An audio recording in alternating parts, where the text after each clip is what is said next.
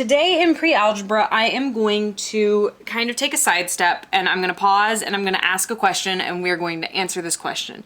Today is all about trigonometry and what a right triangle is, and then how to figure out what some of these terms mean. Because before we jump into sine, cosine, and tangent, I want to make sure we understand this information that is here for today, because I've seen a lot of people in class with me mess this up, and we are not in class together, so I'm not watching you to see whether or not you get it.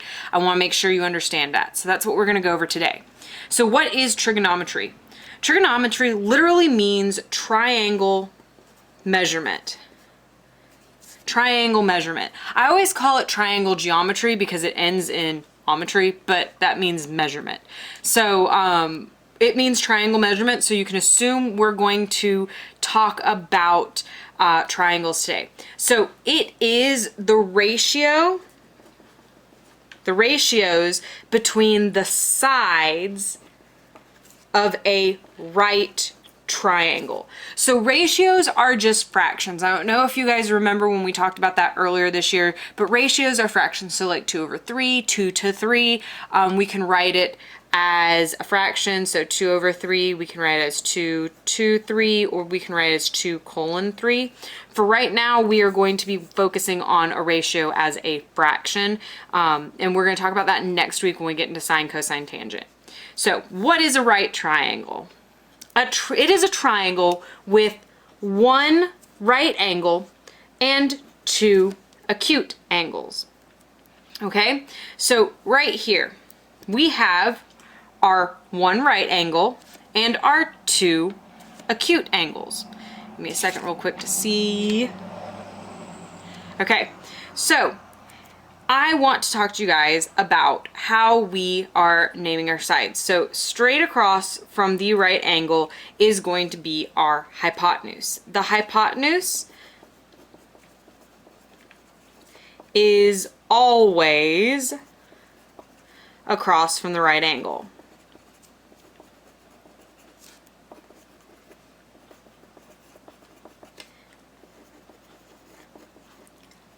Now I want to make a point here. A lot of people assume that the hypotenuse is always the slanted side. In this case, yes, it's slanted, but I have 3 different triangles here to show you something. Here, it's also slanted. This would be our hypotenuse. And then if you look down here, you'll notice it's actually the flat side. So just to show you that right triangles can be drawn any of these 3 ways. There are multiple ways you can draw them. I just drew these 3. For the most part, your book in pre-algebra is going to stick with very simple triangles. It's going to be fairly obvious which one's the hypotenuse with the way that they make it, but just to let you guys know and remind you, this is how this is. So if you'll notice, we've got B as our right angle, and we've got A and we've got C as our acute angles. Okay? Now I've got D as my right angle with F and E as my acute angles. I've got Z as my right angle with X and Y as my acute angles. Okay, I'm going to flip this over. So here you can see I have a couple terms for us. So I have the hypotenuse, which I already told you, it's always across from the right angle. And then I have 2 other words. So I have adjacent and I have opposite. So this is what these mean. The adjacent side is the side that helps to form the given angle along with the hypotenuse. Okay, I'm going to explain that with the triangle in a minute, but the opposite side is always across from the given angle. So remember when we were drawing the straight line with the arrow on it to show the hypotenuse, we're going to do that here to find opposite. So let's look at this. We're going to label the sides. Here, I am looking at angle B. Notice how it is marked with a line. Sometimes it will even have a theta written by it. So theta is a Greek letter used to represent an angle. So in this case, it wants to know first off what the opposite side is. The first thing I'm going to do is I'm going to draw my arrow. I'm going to draw a straight line with an arrow to my opposite side, and I'm going to write it AC is my opposite side. Okay? Now, adjacent. I always like saving that one for last because it can be a tricky one. So I'm going to go down to hypotenuse.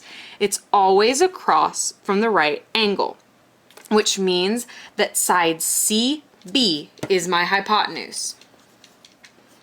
Now, I only have one side left, and if you'll notice, with the hypotenuse, it helps to form the angle. That is what makes it the adjacent side, and that is side AB.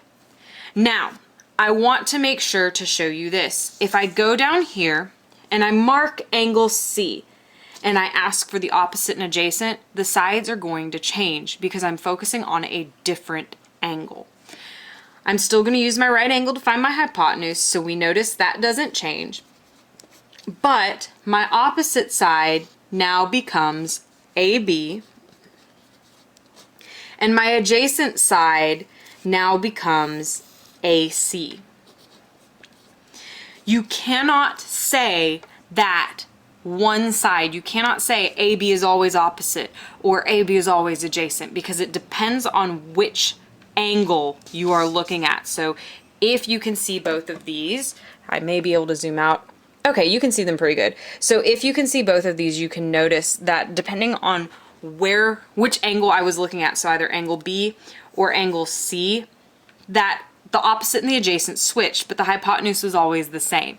So when we're doing the trigonometric ratios and we're dealing with sine, cosine, and tangent, it's very focused on which angle you are looking at. The hypotenuse is always across from the right angle. That's the easy one to find.